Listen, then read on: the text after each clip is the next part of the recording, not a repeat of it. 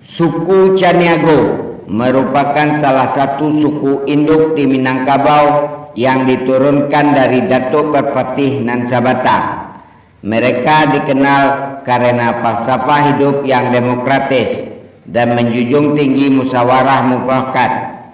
Pepatah boleh aye dek pambuluah, boleh kato dek mufakat, nan boleh samo digolongkan, nan picak samo dilayangkan.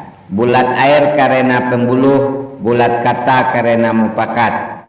Menjadi pedoman dalam pengambilan keputusan. Semua keputusan untuk kepentingan bersama harus melalui proses musyawarah untuk mencapai kesepakatan.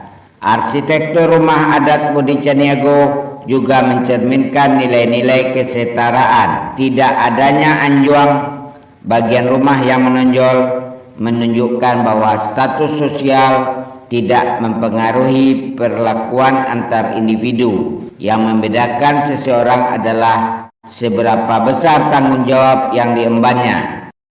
Prinsip air membasui dari bumi, air membasahi dari bumi menunjukkan bahwa suara rakyat kecil harus didengar dan dipertimbangkan dalam pengambilan keputusan. Setelah musyawarah, keputusan ditetapkan oleh pemimpin tertinggi.